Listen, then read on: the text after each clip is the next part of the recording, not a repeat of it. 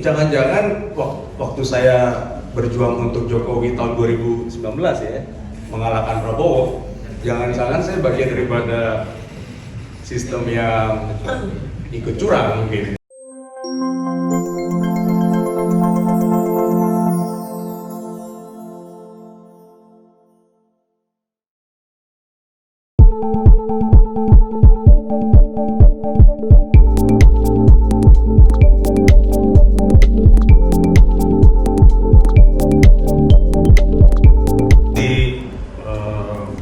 Mas Jilul, saya dan Pak Sudirman ini merasakan sekali tahun 80-an, 90-an ya. Mas Sudirman masih lahir ya? Belum lahir. Apa itu reformasi? Tahun 80-an kita mahasiswa ya, tahun 90-an begitu kita dapat penghasilan, kita membantu gerakan kelas menengah untuk reformasi tahun 97-98. Jadi kami waktu itu betul-betul kita intensif ya. Di awalnya 97 tuh ada ketakutan, tentu waktu itu masih kuat represif. Tapi kemudian karena ekonomi memburuk tahun 97, banyak yang di PHK. Jadi kalau saya nggak bisa bilang adik-adik, tapi teman-teman sekalian yang belum lahir, bayangkan nih Jakarta nih Selatan, nih Jakarta Selatan, 2/3 orang tidak kerja. BIJ itu, SCBD itu 3/4 nggak kerja. Kantor-kantor itu 2/3 ya no job. Dan memang keadaan waktu itu membuat makin cepat untuk suatu perubahan.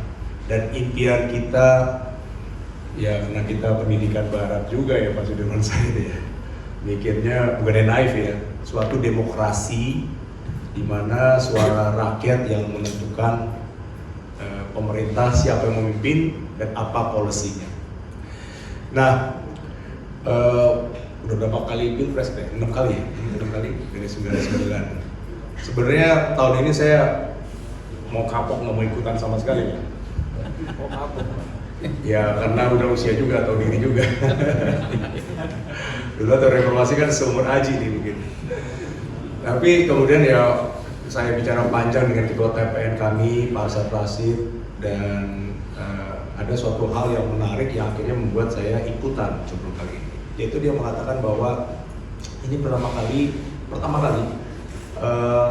orang generasi di bawah usia 40 tahun, 35 tahun itu mendominasi milenial dan Z 56%.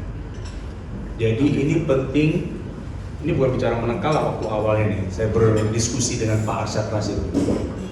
Ini sangat penting untuk memberi kesan kepada orang muda ini, apa itu demokrasi, untuk jadi tadi sampaikan modal mencapai Indonesia Emas. Karena ada pandangan yang mengatakan demokrasi ini mahal, which is right, mahal, dan membuang waktu, menguras energi, membuat tadi pembelahan, ya.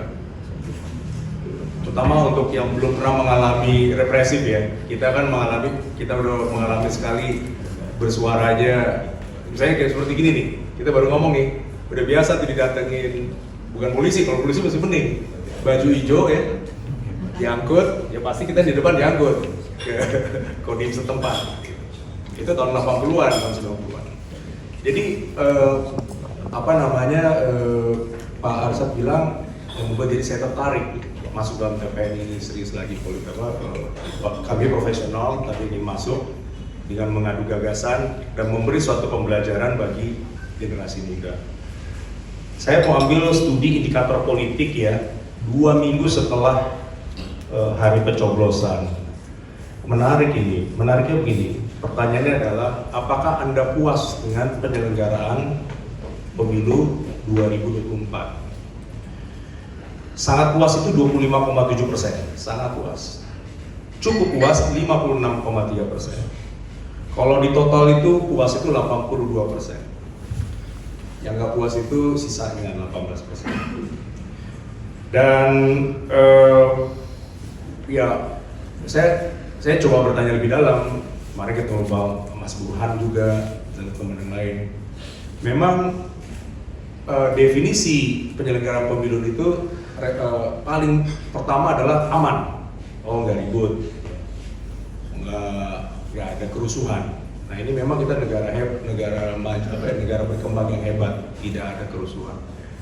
Sebenarnya itu kita beri kredit besar kepada rakyat Indonesia, nomor satu yang luar biasa, menjaga ketertiban. Lalu yang kedua, puas penyelenggaraan, mungkin ada hal yang lain ya, tentu ada insentif atau hal lain. Tapi itu adalah fakta yang memang striking saya pribadi, bahwa ukuran daripada pemilu ini mungkin perlu dilihat lagi supaya sampai ya pesan-pesan bahwa demokrasi ini punya meaning apa tidak sih? Ada nggak rasa etika malu untuk berbuat curang? Sampai sekarang itu saya masih main bola ya. Saya pernah biasa kalah, biasa menang. Kalah itu kalau kita menang curang itu ada rasanya. Kalau kalah dicurangin rasanya mangkel.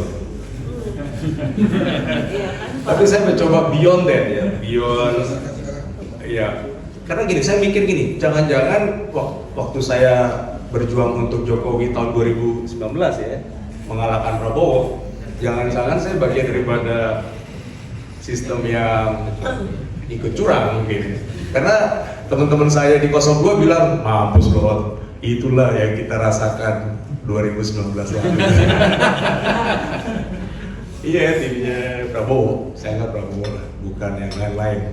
Yang lain kan banyak nih rombongan, tapi timnya Prabowo. Bayangin 2 kali gitu. Jadi jadi kita menjadi tadi ya mencintai Indonesia, tentu juga kita bisa menjadi bagian daripada yang dicurangi atau bagian daripada mencurangi, tentu harus kalau bagian daripada itu harus ada koreksi. Tapi saya menarik ini ya, pemilu 55 itu luar biasa ya, 1955. 40 juta orang ke TPS, aman, damai, gak ada quick count. Bayangin di Indonesia baru merdeka 10 tahun. Hasilnya luar biasa. Kalau menurut saya sih saya nggak yakin pada kecurangan. Saya nggak yakin karena nggak ribut dan memang suaranya mencerminkan ideologi-ideologi yang waktu itu ada. PNI walaupun presidennya berkuasa hanya dapat 22%, 24%. PNI, Masyumi 22%, NU 18%, PKI 15%. PKI ini partai baru lah seperti barunya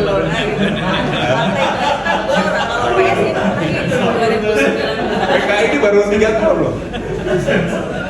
PKI ini baru loh 3 tahun, luar biasa loh. Ini partai saya suka sejarah, saya bukan ahli politik tapi saya suka sejarah. Itu partai yang pertama kali menerapkan ID, kartu anggota, dan kadernya paling baik. Dalam waktu 2 tahun langsung 4 besar. Jadi menarik ya, kenapa para pendiri bangsa ya, dan dia incumbent kan, Soekarno tuh hampir banyak pemimpin pemerintahan PNI nggak mau lakukan sesuatu kalau dia mau ya, kok cuma 24% PNI, harusnya bisa lebih banyak ya. Jadi kalau saya telaah ya, mereka ini pendiri republik ini memang soal pendidikan ya, pendidikan yang mengetengahkan adab. Kita beruntung para pendiri republik ini menulis konstitusi kita itu dengan sederhana tetapi dalam maknanya, mencerdaskan kehidupan bangsa. Misalnya nomor 3 itu they put education top, dan ini menjadi bagian tantangan kita ke depan. Jadi kalau IHN itu saya dukung Pak dalam bagian daripada pendidikan edukasi besar-besaran. Bukan kita mengatakan bahwa pemimpin kita kurang kredit. Mungkin they need to be more lebih baik bahasanya supaya saya nggak salah ngomong nih. adab ya, bukan adab ya, apa ya, lebih civilized, lebih melihat kepentingan lebih besar. Dan ini kita nggak putus gitu. Cara melawan yang keras seperti makar atau apa mungkin udah lewat, tidak pernah juga bagi anak muda. Tetapi menyampaikan suatu hal supaya dari diri kita sendiri punya rasa malu itu lebih baik. Dan seperti itu, saya menohok sekali teman saya dari timnya Prabowo mengatakan mampus loh, bukan mampus loh, kamu rasain deh, itu yang kita rasakan tahun 2019. Walaupun saya nggak menuduh 2019 ada apa-apa ya, tapi ya namanya juga begitu. Nah, yang terakhir kepada teman-teman yang muda, saya sebenarnya bicara tadi ya agak malu juga nih, udah usia sekian kok masih bicara di sini. Maunya yang bicara nih, kayak apa? Generasi Jilul nih. Jilul berapa umurnya? 30. Oke, udah kita dulu itu. Dulu saya Pak Sudirman masih aktif, ada apa ya, ikatan profesi. Kita keliling di daerah Kebayoran, Menteng ini, ketemu dengan profesional umur Jilul nih. Spur. Kita butuh guidance Pak. Iya. Ada MDP yang jadi Menteri Kominfo sekarang ya kan, Pak Budi Ari, itu kan bagian daripada gerakan ini. Untuk teman-teman muda melihat lagi hal yang terjadi, pembelajaran.